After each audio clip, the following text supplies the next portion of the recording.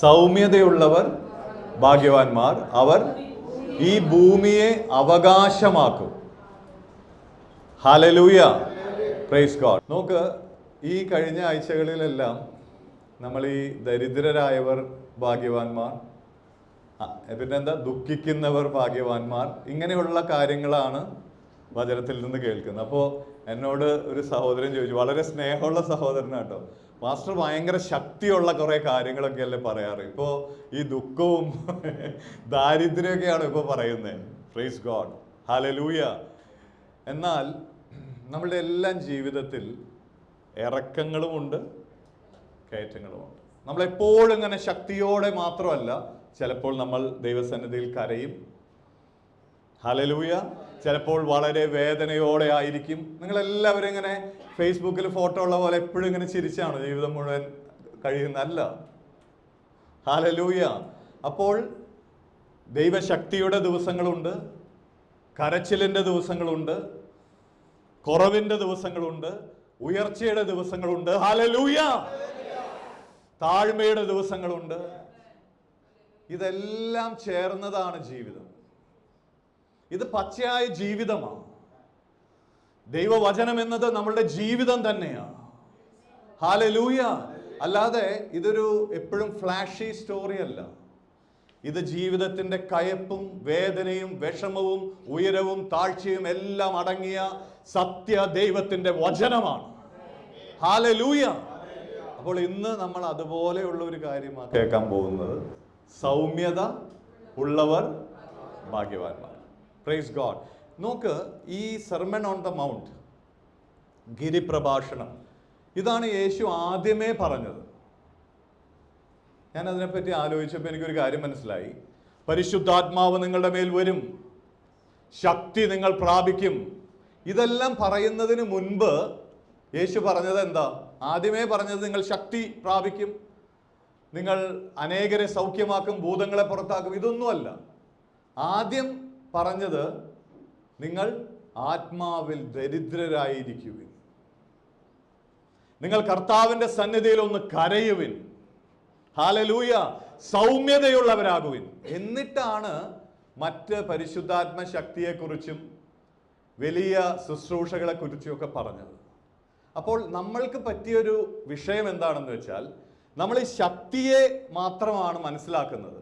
ഈ ശക്തി വഹിക്കുന്ന ആ ജീവിതം എങ്ങനെ ആയിരിക്കണം എന്ന് പലപ്പോഴും നമ്മൾ മറന്നു പോവുകയാണ്. അതുകൊണ്ട് ആദ്യം തന്നെ യേശു കർത്താവ് പഠിപ്പിച്ചത് എന്താ? ആത്മാവിൽ ദാരിദ്ര്യം വേണം. Praise God. നിങ്ങൾ കർത്താവിന്റെ സന്നിധിയിൽ കരയുന്നവരായിരിക്കണം,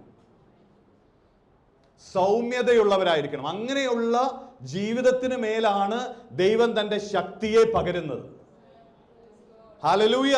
അങ്ങനെയുള്ള ആ സ്വഭാവമുള്ളവർക്കാണ് ദൈവശക്തിയെ പ്രയോജനപ്പെടുത്താൻ കഴിയുന്നത്. വലിയ ശക്തി നമ്മളുടെ അകത്തുണ്ട്, പക്ഷേ അത് യഥാർത്ഥത്തിൽ പ്രയോജനപ്പെടുത്തണമെങ്കിൽ സ്വഭാവത്തിലുള്ള ആത്മാവിൽ ദാരിദ്ര്യവും കർത്താവിന്റെ മുൻപിൽ കരച്ചിലും സൗമ്യതയും എല്ലാം ആവശ്യമാണ്. അപ്പൊ ഇതൊരു പ്രോഗ്രസീവായി കാണണം. അതായത് നോക്ക്, നമ്മൾ ആദ്യം വിശ്വാസത്തിൽ വന്ന് കഴിഞ്ഞാൽ, വിശ്വാസത്തിൽ വന്നവർക്ക് അറിയാം, രക്ഷയുടെ അനുഭവം പ്രാപിച്ചവർക്കറിയാം, ഒരു ദാഹം കർത്താവ് തരും. എത്ര പേർക്ക് അങ്ങനെ അനുഭവം ഉണ്ട്? അതായത് രക്ഷയിലേക്ക് വന്ന ഒരുവന്റെ ആദ്യത്തെ ഒരു റെസ്പോൺസ് വലിയൊരു തേഴ്സ്റ്റ് ആയിരിക്കും. ദൈവവചനം വായിക്കണം, പ്രാർത്ഥനയ്ക്ക് പോകണം, പ്രാർത്ഥനാ കൂട്ടായ്മകളിലായിരിക്കണം, ദൈവത്തിന്റെ വചനത്തിന്റെ ആ പൊരുളുകൾ എനിക്ക് തിരിച്ചറിയണം. രക്ഷ അനുഭവിച്ചവരെല്ലാം ഈ ദാഹം അനുഭവിച്ചിട്ടുണ്ട്. ഹല്ലേലൂയ. അത് കഴിഞ്ഞ് കുറച്ച് കഴിയുമ്പോഴാണ് മനസ്സിലാകുന്നത്, കർത്താവേ, വചനമൊക്കെ ദാഹത്തോടെ വായിക്കുമ്പോൾ വലിയ പദ്ധതികൾ എൻ്റെ മേലുണ്ട്.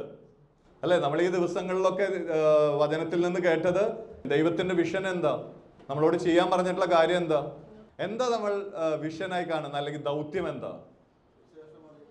ഭൂലോകത്തിലൊക്കെയും പോയി സുവിശേഷം അറിയിക്കണം. Praise God. സകല ജനതകളെയും സുവിശേഷം അറിയിക്കണം. സകലരുടെയും മുൻപിൽ നിങ്ങൾ എൻ്റെ സാക്ഷികളായിരിക്കണം. സകല ജനതകളെയും ശിഷ്യരാക്കണം. ഇത് ദൗത്യമാണ്. ദാഹത്തോടെ വായിച്ചപ്പോഴാണ് മനസ്സിലായേ. അപ്പോഴാണ് മനസ്സിലായോ, കർത്താവേ കർത്താവേ എന്ന് പറഞ്ഞിരിക്കാൻ മാത്രമല്ല, കർത്താവ് ഒരു ദൗത്യം ഏൽപ്പിച്ചിട്ടുണ്ട്. അത് ചെയ്യാൻ, അത് അനുസരിക്കാൻ ആഗ്രഹിക്കുന്നവർക്കാണ് ഹൃദയ നുറുക്കമുണ്ടാകുന്നത്. കർത്താവിന്റെ മുൻപിലിരുന്ന് കരയുന്നത്, കർത്താവേ എനിക്കിത് അനുസരിക്കണം, പക്ഷെ എന്നെ കൊണ്ട് കഴിയുന്നില്ല. എനിക്കിത് അനുസരിക്കണം, പക്ഷെ എൻ്റെ കൂടെയുള്ളവർ എൻ്റെ കൂടെ നിൽക്കുന്നില്ല. എൻ്റെ കുടുംബം എന്നെ എതിർക്കുന്നു. ഈ വചനങ്ങളെല്ലാം സത്യമെന്ന് ഞാൻ വിശ്വസിക്കുന്നു, എനിക്കതനുസരിച്ച് ജീവിക്കണം, പക്ഷെ എങ്ങനെയെന്ന് എനിക്കറിയില്ല. അപ്പോഴാണ് ഈ കരച്ചിൽ വരുന്നത്. ഒരു പടി മുകളിലാണ് കരച്ചിൽ. Hallelujah, praise God. അങ്ങനെ കരഞ്ഞവരോടെല്ലാം കർത്താവ് ഇടപെടും. അവരെ കർത്താവ് ആശ്വസിപ്പിക്കും. അവരോട് കർത്താവ് പറയും, മകനെ, നിന്റെ കഴിവിൽ ഇത് സാധ്യമല്ല, എന്നാൽ ഞാൻ നിന്നോട് കൂടെയുണ്ട്. ലോകാവസാനത്തോളം ഞാൻ നിന്നെ വിട്ടുമാറുകയില്ല. എന്റെ കൃപ നിനക്ക് മതി, ഞാൻ നിന്നെ വഴി നടത്തും. ഇതെല്ലാം ആലോചിച്ചിരിക്കുകയല്ല, ഇത് ഒരു അമൂല്യമായ നിധി പോലെ ആമേൻ പറഞ്ഞ് സ്വീകരിക്കുമ്പോൾ നിന്റെ ഉള്ളത്തിൽ ഇത് കത്തുന്നത്. അടുത്ത ഒരു പടിയാണെന്ന്, അതായത് ഇത് വായിക്കുമ്പോൾ നമ്മളിങ്ങനെ സ്റ്റെപ്പ് കയറുക. അടുത്ത പടിയാണ്. അവനോട് പറയുക, നീ സൗമ്യനായിരിക്കണം. സൗമ്യത നിന്റെ ഒരു സ്വഭാവമായിരിക്കണം. എങ്കിൽ നീ, ഇംഗ്ലീഷിലാണെങ്കിൽ മീക്ക്നെസ്, വീക്ക്നെസ് അല്ല കേട്ടോ. ചിലര് വിചാരിച്ചിരിക്കുന്നത് ഈ സൗമ്യത എന്ന് പറഞ്ഞാൽ വളരെ ബലഹീനനാണ് വിചാരിച്ചിരിക്കുന്നത്. ഹല്ലേലൂയ. വീക്ക്നെസ് അല്ല, മീക്ക്നെസ്, സൗമ്യത. അങ്ങനെയുള്ളവർ, അത് വീക്ക്നെസ് അല്ല എന്ന് പറയാൻ കാരണം, നോക്ക് ഇവിടെ പറയുക, സൗമ്യതയുള്ളവർ ഭൂമിയെ അവകാശമാക്കും. ഒന്ന് ആലോചിച്ച് നോക്കി, എത്ര കോൺട്രഡിക്റ്റിംഗ് ആണ്. നമ്മൾ വിചാരിക്കും സൗമ്യതയുള്ളവർ ഇങ്ങനെ അവരിങ്ങനെ സൗമ്യനായ ഒരു മൂലയ്ക്ക് ഇരുന്നോളൂ. അങ്ങനെയല്ല. സൗമ്യതയുള്ളവർ ഭൂമിയെ അവകാശമാക്കും. എന്താ കർത്താവ് പറയുന്നതെന്ന് നിങ്ങൾക്ക് മനസ്സിലായോ? യേശു പറഞ്ഞു, പഠിപ്പിച്ച പ്രാർത്ഥനയിൽ പറഞ്ഞു, ദൈവരാജ്യം ഭൂമിയിൽ സ്ഥാപിക്കണം. സ്വർഗസ്നായ ഞങ്ങളുടെ പിതാവേ, അങ്ങയുടെ നാമം പൂജിതമാകണം, അങ്ങയുടെ രാജ്യം വരണം, ദൈവരാജ്യം ഭൂമിയിൽ സ്ഥാപിക്കണം. ഇവിടെ പറയുക, സൗമ്യതയുള്ളവർക്കാണ് അത് സാധിക്കുന്നത്. അവർ അനേകരെ ശിഷ്യരാക്കും. അവർ ഈ ഭൂമിയെ അവകാശമാക്കും. അനേകരിലേക്ക് ദൈവരാജ്യത്തെ എത്തിക്കും. അനേകർ ദൈവരാജ്യത്തിന് അവകാശമായി കടന്നു വരും. ഓ, ദുഷ്ടന്റെ പിടിയിലായിരിക്കുന്ന ഈ ഭൂമിയെ ദൈവത്തിനായി അവർ അവകാശമാക്കും. ആദ്യത്തെ രണ്ട് കാര്യവും, ആത്മാവിൽ ദാരിദ്ര്യം, ഒറ്റയ്ക്കിരുന്ന് മുറിയിലിരുന്ന് ദാരിദ്ര്യം അനുഭവിച്ച് വചനം വായിക്കാം. ശരിയല്ലേ? ഹല്ലേലൂയ. രണ്ടാമത്തെ കാര്യം, കരയാൻ പറഞ്ഞു. കരയുന്നവർ ഭാഗ്യവാന്മാർ, അല്ലേ? ദുഃഖിക്കുന്നവർ. ശരിക്കുള്ള അർത്ഥം പാന്റിയോസ്, കരച്ചിലാണ്. അത് ഒറ്റയ്ക്കിരുന്ന് ചെയ്യാം ദൈവസന്നിധിയിൽ. എന്നാൽ സൗമ്യത അങ്ങനെയല്ല. അത് ഒറ്റയ്ക്കിരുന്നിട്ട് ചില ഹെർമറ്റ്സിനെ പോലെ, അതായത് ചില സന്യാസിമാരെ പോലെ ഒറ്റയ്ക്കൊരു സ്ഥലത്തിരുന്നിട്ട് ഞാൻ സൗമ്യനാന്ന് പറയാൻ പറ്റില്ല. സൗമ്യത അത് പ്രാവർത്തികമാക്കണമെങ്കിൽ ജനങ്ങളുടെ ഇടയിലേ പറ്റുള്ളൂ. വ്യക്തികളുടെ മുൻപിലാണ് നീ സൗമ്യനായിരിക്കേണ്ടത്. പലരോടും ഇടപെടുമ്പോൾ നിന്റെ സൗമ്യത വെളിപ്പെടണം. ഹല്ലേലൂയ. അതുകൊണ്ടാണ് ഇതൊരു പടി മുകളിലാണെന്ന് പറയുന്നത്. അതുകൊണ്ടാണ് അവർ ഭൂമിയെ അവകാശമാക്കുമെന്ന് പറയുന്നത്. അതുകൊണ്ടാണ് സൗമ്യത അനേകരെ ആകർഷിക്കുമെന്ന് പറയുന്നത്. ഹല്ലേലൂയ. നമുക്ക് നല്ലൊരു ഉദാഹരണം കാണണമെങ്കിൽ അബ്രഹാമിലേക്ക് നോക്കാം. എന്താണെന്ന് നിങ്ങൾക്ക് മനസ്സിലായിട്ട് നോക്ക്. ഈ സൗമ്യത എന്ന് പറയുന്ന, അവൻ ബലഹീനനല്ല, അവനുള്ളിൽ ആത്മാവിന്റെ ശക്തി മുഴുവനുണ്ട്. I can do all things through Christ who strengthens me. കർത്താവ് എൻ്റെ കൂടെ ഉള്ളത് കൊണ്ട് എനിക്ക് എല്ലാം ചെയ്യുവാൻ കഴിയും. അവൻ അഭിഷക്തനാണ്, അവന്റെ മേൽ ദൈവത്തിന്റെ സാന്നിധ്യമുണ്ട്. എങ്കിലും അവന്റെ ശക്തിയെ, അവന്റെ സ്വാതന്ത്ര്യത്തെ നന്മയ്ക്ക് വേണ്ടി മാത്രം, സൗമ്യതയോടെ മാത്രം, സ്നേഹത്തോടെ മാത്രം ഉപയോഗിക്കുന്നു എന്നതാ സൗമ്യത. അവനൊന്നും ചെയ്യാൻ പറ്റാത്ത ഹെൽപ്ലെസ് ആയ ഒരുവൻ പറയാണ് ഞാൻ വളരെ സൗമ്യനാന്ന് പറയുന്നത് അല്ല ഇവിടെ ഉദ്ദേശിക്കുന്നത്. അതിന് ഉദാഹരണം പറയാം. ഉൽപ്പത്തി 13-7 അബ്രഹാമിന്റെ കന്നുകാലികളുടെ ഇടയന്മാർക്കും ലോത്തിന്റെ കന്നുകാലികളുടെ ഇടയന്മാർക്കും തമ്മിൽ പിണക്കമുണ്ടായി. കനാന്യരും പെരീസ്യരും അന്ന് ദേശത്ത് പാർത്തിരുന്നു. അതുകൊണ്ട് അബ്രഹാം ലോത്തിനോട്, എനിക്കും നിനക്കും എൻ്റെ ഇടയന്മാർക്കും നിന്റെ ഇടയന്മാർക്കും തമ്മിൽ പിണക്കമുണ്ടാകരുതേ, നാം സഹോദരന്മാരല്ലോ. ദേശമെല്ലാം നിന്റെ മുൻപാകെ ഇല്ലയോ? എന്നെ വിട്ടുപിരിഞ്ഞാലും നീ ഇടത്തോട്ടെങ്കിൽ ഞാൻ വലത്തോട്ട് പോയിക്കൊള്ളാം, നീ വലത്തോട്ടെങ്കിൽ ഞാൻ ഇടത്തോട്ട് പോയിക്കൊള്ളാം എന്ന് പറഞ്ഞു. നോക്ക്, ഇത് നിങ്ങൾക്ക് അറിയും എന്നുള്ളത് കൊണ്ടാണ് ഞാൻ വേഗത്തിൽ പോകുന്നത്. ഇത്രയേ ഉള്ളൂ. അബ്രഹാമിനോട് ദൈവം പറഞ്ഞു, നിന്റെ ദേശവും പിതൃഭവനവും എല്ലാം വിട്ട് ഞാൻ കാണിക്കുന്ന ദേശത്തേക്ക് നീ യാത്ര ചെയ്യുക. അബ്രഹാം എന്ത് ചെയ്തു? അത് വേണോ ദൈവമേ? എൻ്റെ വീട്ടുകാരെ വിട്ടാൻ എനിക്ക് പറ്റില്ല. അത് ശരിക്കും നീ തന്നെയാണോ പറഞ്ഞത്? ഞാനൊരു 30 ദിവസം ഉപവസിച്ച് ഇത് നീയാണോ പറഞ്ഞതെന്ന് ഉറപ്പുവരുത്തണം. ഒന്നും ചെയ്തില്ല. ദൈവം പറഞ്ഞു, അവൻ യാത്ര ചെയ്തു. ദൈവം ചിലത് പെട്ടെന്ന് നമ്മുടെ ഉള്ളത്തിൽ പറയും, അതങ്ങ് അനുസരിക്കണം. ഒരു കാര്യം പക്ഷെ അബ്രഹാം ദൈവം പറയാത്തത് ചെയ്തു. ആരെയും കൂടെ കൂട്ടാനൊന്നും പറഞ്ഞില്ല. ലോത്തിനോട് ഭയങ്കര ഇഷ്ടമായതുകൊണ്ട് ലോത്തെ നീ കൂടെ പോന്നോളാൻ പറഞ്ഞ് കൂടെ കൂട്ടി. സ്തോത്രം. ഉണ്ടായത് കുറച്ച് കഴിഞ്ഞപ്പോൾ ലോത്തിന്റെ ആളുകളും അബ്രഹാമിന്റെ ആളുകളും തമ്മിൽ തല്ലൂട്ടമായി, വഴക്കായി. അപ്പോൾ അബ്രഹാം പറഞ്ഞത്, നോക്ക്, ഈ ഭൂമി മുഴുവൻ നിന്റെ മുൻപിൽ കാണുന്നു. നിനക്ക് ആവശ്യമുള്ളത് നീ എടുത്തുകൊള്ളുക. നീ ഇടത്തുള്ള ഈ ഭാഗം മുഴുവൻ എടുക്കുകയാണെങ്കിൽ ഞാൻ വലത്തോട്ട് പൊക്കോളാം. ഇനി നീ വലത്തുള്ള ഭാഗമാണ് നീ സെലക്ട് ചെയ്യുന്നതെങ്കിൽ ഞാൻ ഇടത്തോട്ട് പൊക്കോളാം. ഇതിന്റെ പേരാണ് സൗമ്യത, മീക്നെസ്. നോക്ക്, വിളിയുള്ളത് അബ്രഹാമിനാണ്. സകല അധികാരവും അബ്രഹാമിനുണ്ട്. അവൻ ഏത് ദേശം വേണമെങ്കിലും എടുക്കാം. ശരിക്കും പറഞ്ഞ ലോത്തിനോട് പറയാം, നീ വേഗം വീട്ടിൽ പോയേ മതി, എൻ്റെ കൂടെ വന്നത്. ഇതുവരെ പറയാൻ അവന് കഴിയും. അതുപോലെ നിൽക്കുന്ന ഒരു അതോറിറ്റി സ്ഥാനത്ത് നിന്ന് അവൻ പറയുക, ലോത്ത്, നീ ഇഷ്ടമുള്ളത് എടുക്കുക, ബാക്കി എനിക്ക് മതി. നീ എൻ്റെ സഹോദരനാണ്. നമ്മൾ തമ്മിൽ ഒരു വിഷയം ഉണ്ടാകുവാൻ പാടില്ല. നിന്റെ ആവശ്യം എൻ്റെ കൂടെ ആവശ്യമാണ്. നിന്നെ ഞാൻ ബഹുമാനിക്കുന്നു. ഇതിൻ്റെ പേരാണ് സൗമ്യത. എല്ലാം ചെയ്യുവാൻ കഴിഞ്ഞിട്ടും ചെയ്യാതെ മറ്റുള്ളവരെ ബഹുമാനിക്കുകയും അവൻ്റെ ഇഷ്ടം നോക്കി ആ ലോത്തിന് അത് വിട്ടുകൊടുക്കുവാൻ കാണിക്കുന്ന സ്വഭാവത്തിൻ്റെ പേരാണ് സൗമ്യത എന്ന് പറയുന്നത്. ലോത്ത് ഇത് ചെയ്താൽ അതിനെ സൗമ്യത എന്ന് പറയില്ല. ലോത്തിന് അതിനൊരു അതോറിറ്റി അവിടെ ഇല്ല. ലോത്തിനെ വെറുതെ കൂടെ വിളിച്ചു കൊണ്ടുവന്നതാണ്. എന്നാൽ അബ്രഹാം അത് ചെയ്യുമ്പോൾ അത് സൗമ്യത എന്ന് പറയും. Praise God. കരങ്ങൾ ഉയർത്തി കർത്താവിനെ സ്തുതിച്ചാട്ടെ. നോക്ക്, ഈ വാക്ക്, അതിൻ്റെ ശരിക്കുള്ള ഗ്രീക്ക് പദം ഞാൻ എഴുതി വെച്ചിട്ടുണ്ട്. പ്രാഉസ് എന്നാണ്, PRAUS. അതിൻ്റെ അർത്ഥം ഈ മീക്നെസ്, സൗമ്യത, ജെന്റിൽ എന്നാണ്. ജെന്റിൽ മലയാളത്തിൽ എന്ത് പറയും? സൗമ്യത തന്നെയായിരിക്കും അല്ലേ? ജെന്റിലായി പെരുമാറുക. ജെന്റിലായി നമ്മൾ പെരുമാറുക ഒരു വ്യക്തിയോട്. Praise God. ഈ ഗ്രീക്ക്, അതായത് അന്ന് യഹൂദ ദേശത്ത് ഈ വാക്ക് വളരെ കോമൺ ആണ്. കാരണം ഡോക്ടേഴ്സ് അത് കോമണായി ഉപയോഗിക്കുന്ന ഒരു വാക്കാണ്. എന്തുകൊണ്ടാണെന്ന് വെച്ചാൽ ചില മെഡിസിൻ അവർ കൊടുക്കുമ്പോൾ ഈ വാക്ക് ഉപയോഗിക്കും. അത് അവരുടെ രോഗത്തെ ശമിപ്പിക്കും, ഒരു റിലീഫ് നൽകും. ചിലർ സംസാരിക്കുമ്പോൾ തന്നെ നമുക്കൊരു ആശ്വാസം ലഭിക്കും. സൗമ്യതയുള്ളവർ സംസാരിച്ചാൽ നമ്മുടെ ഹൃദയത്തിന് ഒരു ആശ്വാസം ലഭിക്കും. അബ്രഹാം ലോത്തിനോടാ, നീ എന്തെങ്കിലും നീ ഇങ്ങോട്ട് പൊക്കോ, അങ്ങനെയല്ല പറയുന്നത്. ലോത്തിനെ ബഹുമാനിച്ചും ലോത്തിനെ സ്നേഹിച്ചും അവൻ്റെ അധികാരം കാണിക്കാതെ പറയുമ്പോൾ ലോത്തിൻ്റെ ഹൃദയം തണുക്കും. Praise God. അതുകൊണ്ട് ഈ വാക്ക് വളരെ സുപരിചിതമാണ്. സെയിലേഴ്സ് ഇത് ഉപയോഗിക്കും. അതായത് കപ്പലിൽ യാത്ര ചെയ്യുന്നവർ, അവർ ഒരു നല്ല ബ്രീസ്, ചിലപ്പോഴെല്ലാം നമുക്കറിയാം വളരെ കൊടുങ്കാറ്റെല്ലാം കടലിൽ വരും. എന്നാൽ ഇവരെ തണുപ്പിക്കുന്ന, ഇവരുടെ അധ്വാനത്തെ എല്ലാം ആശ്വസിപ്പിക്കുന്ന ഒരു കൂൾ തണുത്ത ബ്രീസ് അടിക്കുന്നതിനെയാണ് ഈ വാക്ക് പറയുന്നത്. Praise God. ഹല്ലേലൂയ. സ്തോത്രം. അപ്പോൾ ഈ മീക്നെസ് എന്നുള്ള സ്വഭാവം നമ്മളിലെല്ലാം ഉണ്ടാകണമെന്ന് ദൈവം ആഗ്രഹിക്കുന്നു. Praise God. നമുക്ക് നോക്കാം എങ്ങനെയാണ് ഈ സൗമ്യത, അത് നമ്മൾ ജീവിക്കുമ്പോൾ പ്രായോഗികമായി നമുക്ക് മനസ്സിലാക്കാൻ കഴിയും എങ്ങനെ സൗമ്യത ഉള്ളവരാണോ അല്ലയോ എന്ന്. സ്തോത്രം. 3-4 ക്യാരക്ടേഴ്സ് നമുക്ക് നോക്കാം.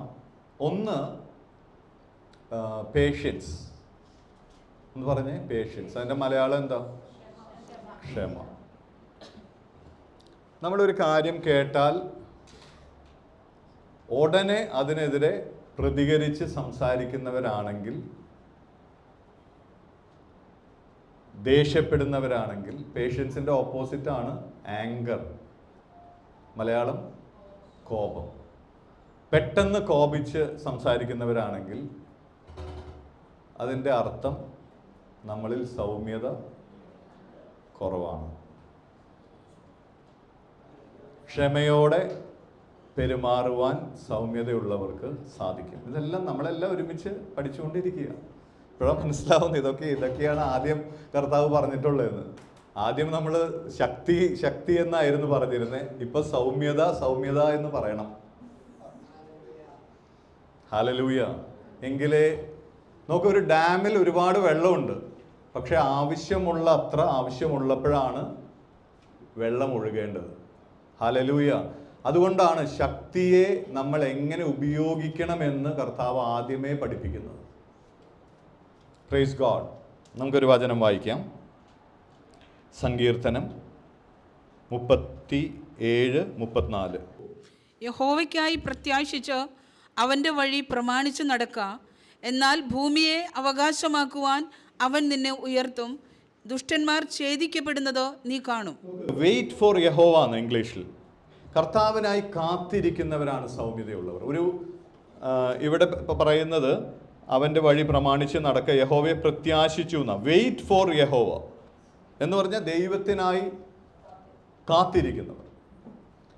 നമ്മൾക്ക് ഇഷ്ടമില്ലാത്തത് സംഭവിക്കുമ്പോൾ, കോപത്തോടെ ഒരു വ്യക്തി സംസാരിക്കുമ്പോൾ, ചിലർ പറയുന്നത് എന്താണെന്ന് വെച്ചാൽ, ഞാനൊന്നും ഹൃദയത്തിൽ വെക്കില്ല, എന്ത് തോന്നിയോ അപ്പം തന്നെ ഞാൻ വിളിച്ചു പറയും.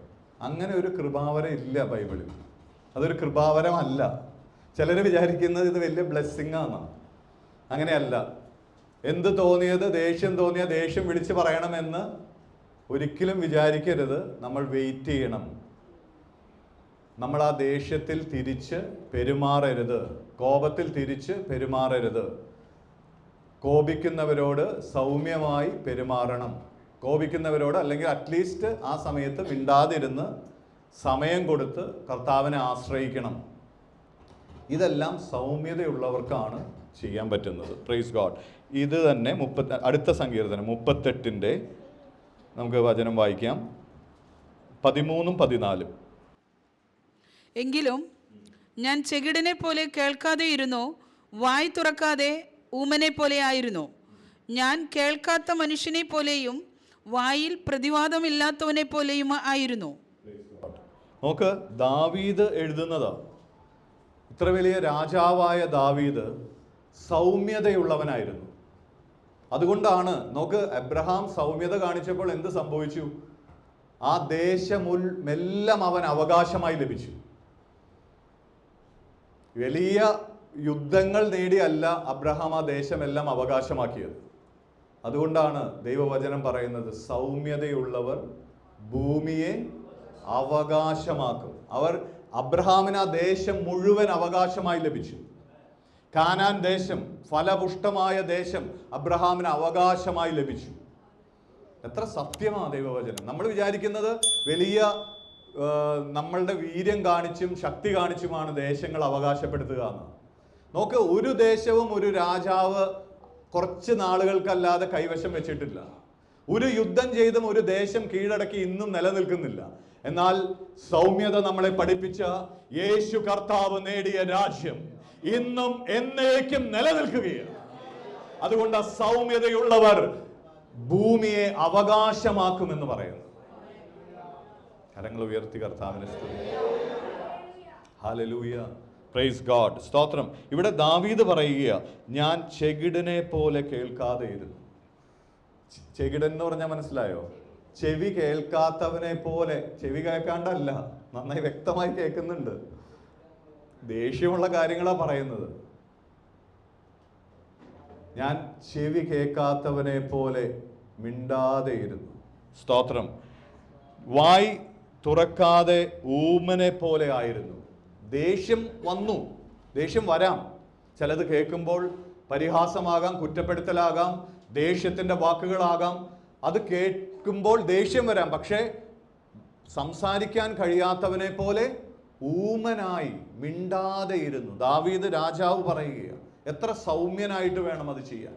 ഒരു രാജാവിന് എന്തും ചെയ്യാവുന്ന അധികാരമുണ്ട്, ചെയ്യാൻ കഴിയും. എന്നിട്ടും ചെയ്യാതിരിക്കുന്നതിനെയാണ് സൗമ്യത എന്ന് പറയുന്നത്. ഹല്ലേലൂയ. 14.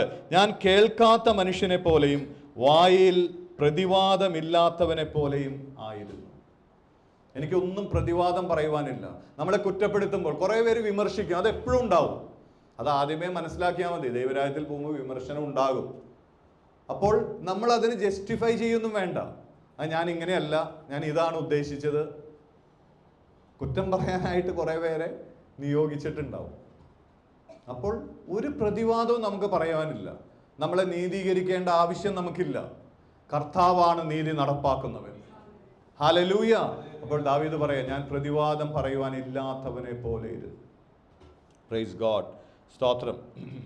Thank you Lord. അപ്പോൾ നമ്മളിനി ഒരു വചനം കൂടെ വായിക്കാം. 16 പ്രോവേർബ്സ്, സദൃശ്യവാക്യങ്ങൾ 16-ാം അധ്യായം 32-ാം വചനം. ദീർഘക്ഷമയുള്ളവൻ യുദ്ധവീരനിലും ജിതമാനസൻ പട്ടണം പിടിക്കുന്നവനിലും ശ്രേഷ്ഠൻ. ദീർഘക്ഷമയുള്ളവൻ യുദ്ധവീരനേക്കാൾ ശ്രേഷ്ഠനാണ്. ദീർഘമായി ക്ഷമിക്കുവാൻ കഴിയുന്ന സ്വഭാവം, സൗമ്യത ഉള്ളവർക്ക് ഉണ്ടാകും. അത് നമുക്കില്ലെങ്കിൽ കർത്താവിൻ്റെ മുൻപിൽ ഇരുന്ന് കരയുക. കർത്താവ്, എനിക്കിത് സാധിക്കുന്നില്ല, ഞാൻ പെട്ടെന്ന് ദേഷ്യപ്പെടുന്നു. ഇന്ന് നമ്മൾ പ്രാർത്ഥിക്കും. അപ്പോൾ കർത്താവിൻ്റെ ആത്മാവിൻ്റെ ശക്തി, ഇതൊന്നും ആലോചിച്ച് നമുക്ക് ഉണ്ടാക്കാൻ പറ്റുന്ന കാര്യങ്ങളല്ല. എത്ര ശ്രമിച്ചാലും നമ്മളുടെ കഴിവ് കൊണ്ട് പറ്റുന്ന കാര്യമേ അല്ല. ഇത് ആത്മാവിലാണ് സംഭവിക്കുന്നത്. ആത്മാവിൽ കർത്താവ് ഇടപെടുമ്പോൾ, ദൈവാത്മാവിൻ്റെ സാന്നിധ്യം കടന്നു വരുമ്പോൾ നീ സൗമ്യതയുള്ളവനായി മാറും. നിന്നോട് സംസാരിക്കുന്നവർക്ക് ആശ്വാസം ലഭിക്കും. അനേകരോട് നിനക്ക് സുവിശേഷം, നോക്ക്, നമ്മളെ ഏൽപ്പിച്ച ദൗത്യം സുവിശേഷം പറയണം, സാക്ഷിയാകണം എന്ന് വെച്ച് ബൈബിള് വെച്ച് അവൻ്റെ തലയ്ക്ക് ചുറ്റിക പോലെ അടിച്ചിട്ട് പറഞ്ഞാൽ അതുകൊണ്ടൊന്നും പ്രയോജനമില്ല. സൗമ്യതയോടെ പറയുവാൻ നമ്മൾ പഠിക്കണം.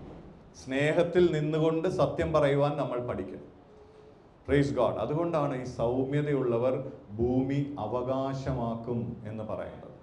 ഓരോ വാക്കുകളും നമ്മൾ പറയുന്നത് ഉണ്ടാക്കുന്ന ആ ദേഷ്യത്തിൻ്റെ വാക്കുകളാണോ എന്ന് നമ്മൾ ശ്രദ്ധിക്കണം. ഇനി അങ്ങനെ പറ്റിയാൽ നമ്മൾ മാനസാന്തരപ്പെട്ട് കർത്താവിൻ്റെ സന്നിധിയിൽ, കർത്താവ് എനിക്ക് സൗമ്യത നൽകണം എന്ന് പറഞ്ഞ് കരയണം. അതെല്ലാം ജയിക്കുക. നമുക്കൊരു കഥ നിങ്ങൾ കേട്ടിട്ടുള്ളതായിരിക്കും, പറയും, നിങ്ങൾ കേട്ട് കാണും, എന്നാലും ചിലർ കേൾക്കാത്തതുണ്ടാവും. ഒരു അപ്പൻ മകനെ വിളിച്ച് പറഞ്ഞു. ആ മകൻ്റെ ഒരു വിഷയം എന്താന്ന് വെച്ചാൽ ഭയങ്കര ബാഡ് ടെമ്പറാണ്. ടെമ്പർ എന്ന് പറഞ്ഞാൽ പെട്ടെന്ന് ദേഷ്യപ്പെടും, ഓരോന്ന് പറയും. അത് ഡൈനാമൈറ്റ് പോലെയാണ്. ഡൈനാമൈറ്റ് എങ്ങനെയാണ്? പെട്ടെന്ന് പൊട്ടും, അവിടെ ഉള്ളതൊക്കെ നശിപ്പിക്കും. ചിലരങ്ങനെയല്ല കേട്ടോ. ചിലർ പെട്ടെന്ന് പൊട്ടില്ല, ടൈം ബോംബ് പോലെയാണ്. അതിങ്ങനെ ഉള്ളിലിങ്ങനെ ടിക്ക് ടിക്ക് ടിക്ക് എന്നിങ്ങനെ അടിച്ചുകൊണ്ടിരിക്കും. പിന്നെ അതിനെ ഒന്ന് വന്ന് തൊട്ട് കഴിഞ്ഞാൽ അപ്പോൾ പൊട്ടിത്തെറിക്കും. പിന്നെയും അതിങ്ങനെ കണ്ടിന്യൂ ചെയ്യും. പലതരത്തിലായി ബാഡ് ടെമ്പർ, കോപം. Praise God. എന്നാൽ ഈ കുട്ടി എങ്ങനെയാന്ന് വെച്ചാൽ പെട്ടെന്ന് അങ്ങ് പൊട്ടിത്തെറിക്കും. അപ്പോൾ അവനോട് അവൻ്റെ അപ്പൻ പറഞ്ഞു, നീ ഒരു കാര്യം ചെയ്യണം, നിനക്ക് എപ്പോൾ ഇങ്ങനെ ഒരു തവണ നീ ദേഷ്യപ്പെട്ട് പൊട്ടിത്തെറിച്ചാൽ നീ ഈ വീടിൻ്റെ പുറകിൽ മരത്തിൻ്റെ ഫെൻസാണ്, മരത്തിൻ്റെ മതിലാണ്, അതിൽ പോയി ഒരു ആണി അടിക്കണം. അപ്പോൾ ആദ്യത്തെ ദിവസം ഇവൻ ഏതാണ്ട് ഒരു 40 ആണികൾ വരെ അടിക്കേണ്ടി വന്നു. കാരണം 40 തവണ അവൻ പൊട്ടിത്തെറിച്ചു. അപ്പോൾ ഇവൻ അത് അനുസരണയോടെ പോയി ചെയ്തു. പിറ്റേ ദിവസമായപ്പോഴും കുറച്ച് ഇതുപോലെ തന്നെ. കുറച്ച് നാൾ കഴിഞ്ഞപ്പോൾ അവൻ വിചാരിച്ചു, ഓരോ തവണ ദേഷ്യപ്പെടുമ്പോൾ ആണിയായിട്ട് ഇറങ്ങണം, അവിടെ പോയി അത് അടിക്കണം, അതിലും ഭേദം എന്നാൽ ദേഷ്യപ്പെടാതിരിക്കാം എന്ന് വിചാരിച്ച് അവൻ കുറച്ച് തുടങ്ങി. അങ്ങനെ ഈ ഓരോ ദിവസത്തെ ഫെൻസിലുള്ള ആണി അടിക്കുന്നത് കുറഞ്ഞു വന്നു. അത് 10 അങ്ങനെ 9. ഒരു ദിവസം അവൻ അപ്പൻ്റെ അടുത്ത് എന്ന് പറഞ്ഞു, അപ്പാ, ഇന്ന് ഞാൻ ദേഷ്യപ്പെട്ടിട്ടില്ല, ഒരു പൊട്ടിത്തെറിയൽ ഒന്നും ഉണ്ടായില്ല. അപ്പോൾ അപ്പം പറഞ്ഞു, വെരി ഗുഡ്, നീ നല്ല കാര്യം ചെയ്തു. ഇനി നീ ചെയ്യേണ്ടത്, ദേഷ്യപ്പെടാത്ത ദിവസം എന്തെങ്കിലും ഉണ്ടാകുമ്പോൾ നീ പോയി ഓരോ ആണി വലിച്ച് ഊരിയെടുക്കണം. അപ്പോൾ ഇവൻ ദേഷ്യപ്പെടാത്ത ദിവസങ്ങൾ വന്നു തുടങ്ങി. അവൻ ഓരോ ദിവസവും പോയി ഓരോ ആണി വലിച്ച് ഊരിയെടുക്കുക. അപ്പോൾ ആദ്യത്തെ ദിവസങ്ങളിൽ കുറേ ഉള്ളത് കൊണ്ട് കുറച്ച് ദിവസം വേണം ഇത് ഊരിയെടുക്കാൻ. അപ്പോൾ ഓരോ ദിവസവും അവൻ ഓരോ ദേഷ്യപ്പെടാത്ത ദിവസം ഊരിയെടുത്തു. ഒരു ദിവസം അവൻ വന്ന് അപ്പൻ്റെ അടുത്ത് പറഞ്ഞു, അപ്പോൾ എല്ലാ ആണിയും അതിൽ നിന്ന് ഞാൻ ഊരിക്കഴിഞ്ഞു. അപ്പോൾ അപ്പൻ വളരെ സന്തോഷത്തോടെ, നല്ല വെരി വെൽ ഡൺ എന്ന് പറഞ്ഞ് ഇവനെയും കൊണ്ട് ഈ മതിലിൻ്റെ അടുത്തേക്ക് ചെന്നു. എന്നിട്ട് പറഞ്ഞു, നീ ആ മതിലുമിക്കൊന്ന് നോക്കാൻ പറഞ്ഞു. അവിടെ നോക്കിയപ്പോൾ ആ മതിൽ മുഴുവൻ ആണി അടിച്ച പാടുകളാണ്. അപ്പോൾ ഈ അപ്പം പറഞ്ഞു, ഇതുപോലെയാണ് നീ ഓരോ തവണ കോപിച്ചപ്പോഴും ആ കേട്ട ആളുകളുടെ ഹൃദയം നുറുങ്ങിയത് അല്ലെങ്കിൽ വേദനിച്ചത്. ഇതൊരിക്കലും പഴയ പോലെ ആകാൻ പോകുന്നില്ല. ആ മരത്തിൽ അടിച്ച പാടുകളെല്ലാം ഉള്ളതുപോലെ നീ ഓരോ തവണ ദേഷ്യപ്പെട്ടപ്പോഴും ഇതുപോലെ ഹൃദയത്തിൽ വേദന വന്ന് നിറഞ്ഞിരുന്നു എന്ന് നീ മനസ്സിലാക്കണം. നല്ലൊരു ലെസൺ അല്ലേ? കൈ ഉയർത്തി കർത്താവിനെ സ്തുതിക്കും. ഇതുപോലെ നമ്മൾ പറയുന്ന വാക്കുകൾ അത് ഉണ്ടാക്കുന്ന വേദന, മുറിവ്, അത് ആഴമുള്ളതാണ് എന്ന് നമ്മൾ മനസ്സിലാക്കിയാൽ നമുക്ക് പലപ്പോഴും അതിനെ നിയന്ത്രിക്കും. കർത്താവിൻ്റെ സഹായമില്ലാതെ ഇത് സാധ്യമല്ല. ഇത് ബുദ്ധിയിൽ ആലോചിച്ച് ചെയ്യാൻ കഴിയുന്ന കാര്യമേ അല്ല. അപ്പോൾ അങ്ങനെയുള്ള ക്ഷമ ഉള്ളവരാണ് സൗമ്യരായി ജീവിക്കുവാൻ കർത്താവ് അനുവദിക്കുന്നത്. അവരാണ് അനേകരെ ചേർക്കുന്നത്, അവരാണ് ദൈവരാജ്യത്തിന് പ്രയോജനപ്പെടുന്നത്. അവരിലൂടെ സുവിശേഷം അനേകരിൽ എത്തുമ്പോൾ അത് നിലനിൽക്കുവാൻ കർത്താവ് ഇടയാക്കും. സ്തോത്രം.